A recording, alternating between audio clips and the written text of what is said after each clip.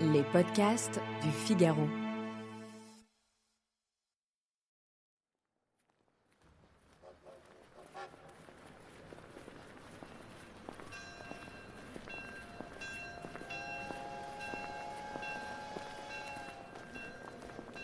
Sur un banc de bois vert, au milieu des gros soupirs des locomotives à vapeur, Theo Van Gogh sourit. Il est heureux. Dans quelques minutes, Vincent descendra du train d'Arles. Il vient de quitter définitivement le Midi. Theo attend Vincent sur le quai de la gare de Lyon, à Paris. Il est loin de se douter qu'il ne reste à son frère que 74 jours à vivre. Le nommé Vincent Van Gogh, Il est gauche et maladroit. je suis dans une rage de travail. Je voudrais que vous fassiez mon Je portrait. veux exprimer avec le rouge et le vert les terribles passions humaines.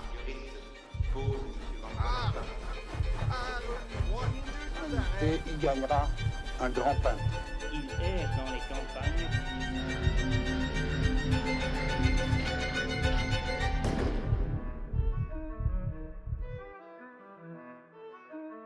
Bonjour et bienvenue dans ce nouvel épisode des Récits du Figaro consacré au peintre Vincent Van Gogh. Je suis Isabelle Schmitt, rédactrice en chef adjoint au Figaro hors-série. Dans ce dernier épisode, nous évoquerons le retour de Vincent Van Gogh à Paris et ses derniers jours à Auvers-sur-Oise.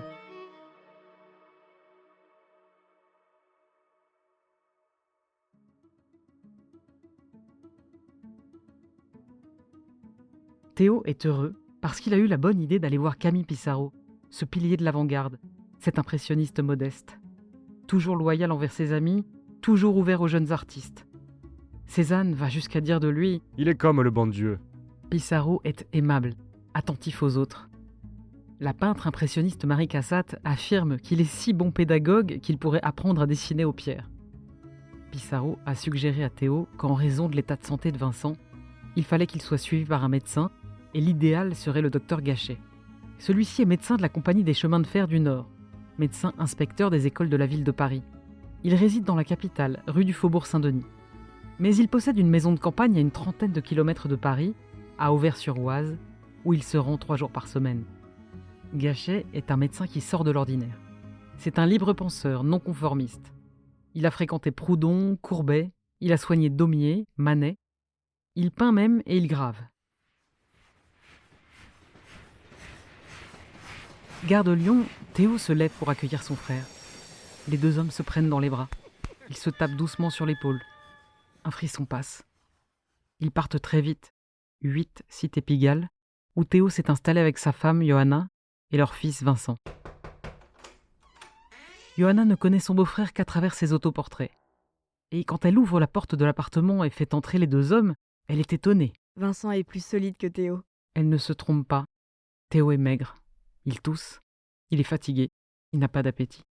Il est atteint d'une néphrite chronique, urémigène. Theo et Johanna entraînent Vincent dans la chambre de leur enfant qui a maintenant 3 mois et demi. Le bébé dort. Tous les trois le regardent émus. Soudain, Vincent se tourne vers Johanna et lui dit en riant « Ma petite sœur, tu ne dois pas le mettre ainsi dans des dentelles. » Vincent savoure ces instants de douceur. Ce calme de la vraie vie, qui ne sera jamais la sienne. Vincent ne parle de lui que pour mieux se critiquer. Mais il garde le silence sur son séjour à Saint-Rémy. Theo et Johanna aussi. La folie n'est pas un sujet de conversation pour un déjeuner de famille.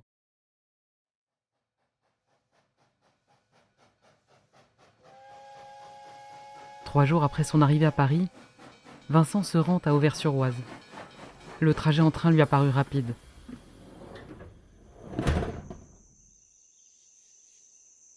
Auvers-sur-Oise. Un village blotti entre les vergers en fleurs, les merles chanteurs, bercés par le vent. Et l'Oise qui se glisse au milieu des peupliers frissonnants. Spécialiste de la vie et de l'œuvre de Van Gogh et commissaire de l'exposition Van Gogh les derniers voyages au château d'Auvers-sur-Oise, Wouter van der Ven nous emmène sur les traces de Vincent à Auvers. Donc lorsque Vincent Van Gogh arrive dans ce paisible village d'Auvers-sur-Oise, il sait très bien qu'il met les pieds dans les pas des plus grands. Il se rend immédiatement chez le docteur Gachet. C'est vraiment son premier objectif. Et là aussi, il sait que chez le docteur Gachet, eh bien, il y a eu Daubigny, le vieux maître, est venu rendre visite à ce jeune Gachet qui était un médecin et ami des artistes, grand collectionneur. Et Daumier, qui habitait pas très loin à Valmondois, est aussi venu à la fin de sa vie rendre visite au docteur Gachet. Et puis plus tard, il y a eu Cézanne, et il y a eu Pissarro, il y a eu Renoir, Sisley, qui sont tous venus chez le docteur Gachet. Et là, à peu près 15 ans plus tard, après le passage de ces très grands noms que Vincent Van Gogh connaît par cœur, eh bien c'est son tour. C'est lui qui vient chez le docteur Gachet.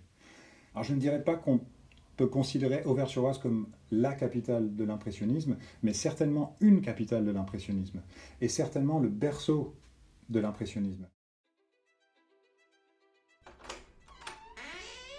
Vincent passe la porte de la villa du docteur Gachet. Le médecin aux cheveux roux est chaleureux. Sa maison est une véritable boutique d'antiquaires. Meubles anciens noirs qui sentent l'encaustique, statuettes, vases de Delft, faïences italiennes et surtout des tableaux sur tous les murs. Cézanne, Guillaumin, Pissarro, Monet, Renoir, Sisley. Il accueille Vincent chaleureusement. Vous êtes le bienvenu, Vincent. Le docteur Gachet a séduit le peintre.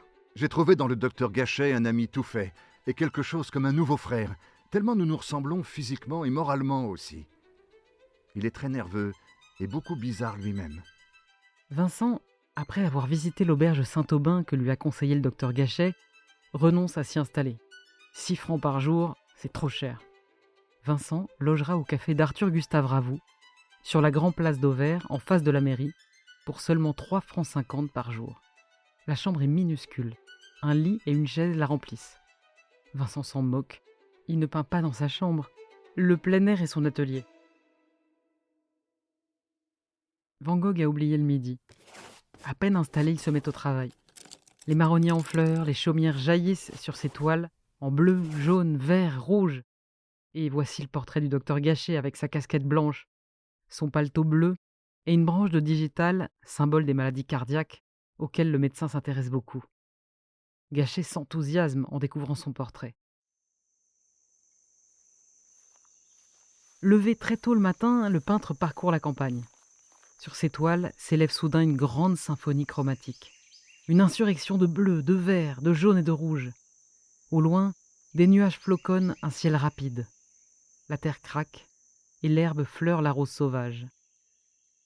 Commissaire de l'exposition du musée d'Orsay Les Derniers Jours à Auvers-sur-Oise, Emmanuel Coquery nous explique comment Van Gogh cherche à transmettre dans sa peinture la consolation. C'est quelqu'un qui vraiment cherche à se guérir par la peinture. Pour lui, la peinture doit être consolante, c'est-à-dire qu'elle doit être belle, joyeuse, sereine, etc. Van Gogh travaille lui aussi à des portraits. Visages humains et paysages se trouvent simultanément déconstruits et recomposés. Vincent, ce détourneur de moyens destin, poursuit sans relâche son œuvre. Les toiles succèdent aux toiles. Ces tableaux d'Auvers-sur-Oise constituent une moisson étonnante qu'Emmanuel Coquery, commissaire de l'exposition du musée d'Orsay, analyse ici pour nous. C'est vraiment un peintre de la vitesse et du saisissement d'un sentiment intérieur. Et ça produit parfois des images un peu déroutantes, notamment ce tableau d'une rue d'Auvers où le ciel en fait est peint sur les nuages et pas l'inverse. Donc une espèce comme ça de frottis de touches assez larges sur la toile préparée et le blanc des nuages qui devrait venir dans une sensation posée sur le fond du ciel en fait est en réserve par rapport aux touches bleues. Donc c'est très déroutant. On se dit tiens, mais ce tableau est inachevé. En fait c'est l'effet qu'il a recherché.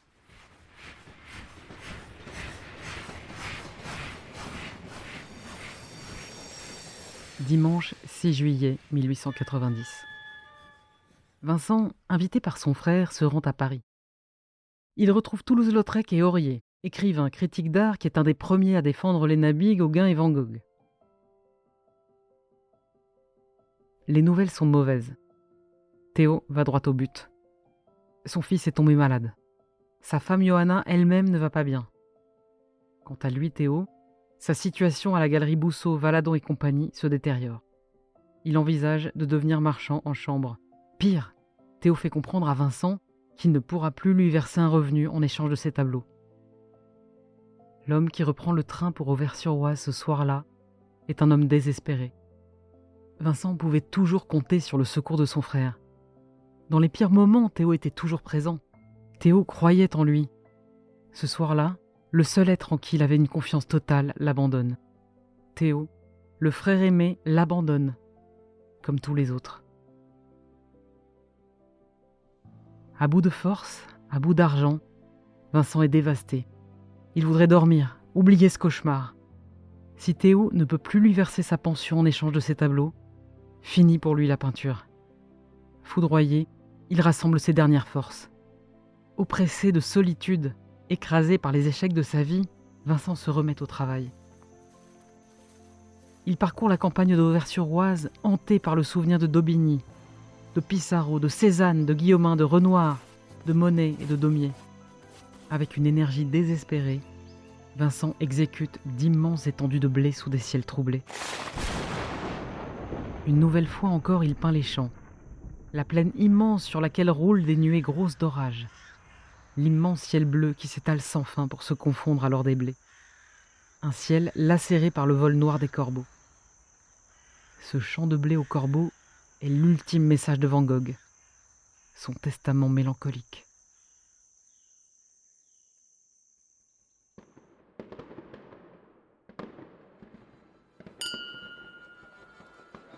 « 14 juillet. Voilà 55 jours que Vincent se trouve à Auvers. Le pays est en fête.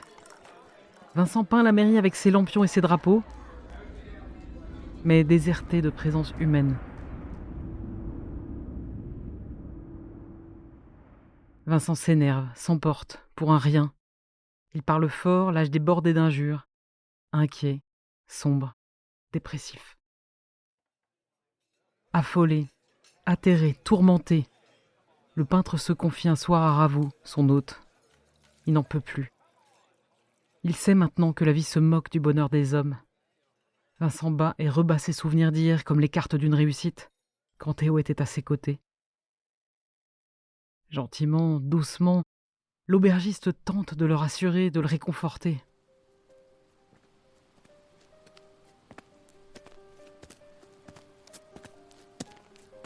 « 27 juillet. Une silhouette trace son sillage dans les blés, près du château d'Auvers.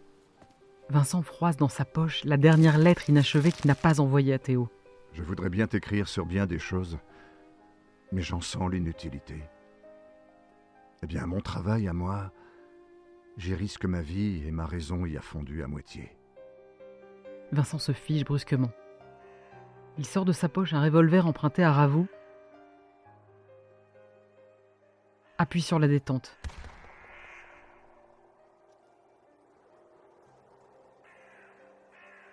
La silhouette chancelle. Van Gogh hurle sa détresse. Mais le croassement des corbeaux et la laine bleue du ciel volent son dernier cri. Il est mortellement blessé, mais il a encore la force de regagner sa chambre. Le docteur Gachet alerte Théo. Il accourt à Auvers. Sur le lit, les yeux mi-clos, Vincent repose. Théo se penche, embrasse son frère. Vincent lui murmure « Ne pleure pas. Je l'ai fait pour le bien de tous. » Un grand peintre. Il erre dans les campagnes. Je veux exprimer avec le rouge et le vert les terribles passions humaines. Je voudrais que vous fassiez mon portrait. Je suis dans une rage de Quoi portrait. Quoi Marguerite pose et Monsieur Van Gogh peint. 29 juillet. 1h30 du matin. Le peintre se crispe soudain. Vincent Van Gogh se déshabille de la vie. Il a 37 ans.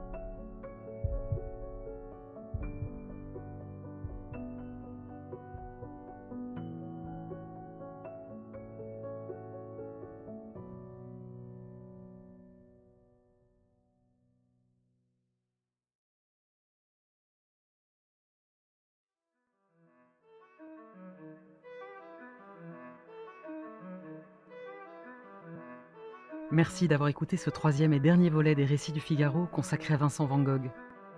Cet épisode est adapté d'un texte écrit par Jean-Marie Tasset pour le Figaro hors-série. Il a été réalisé par Astrid Landon avec les voix de Gérard Rousier, Augustin Moriot et Salomé Boulet. À la prise de son, Louis Chabin.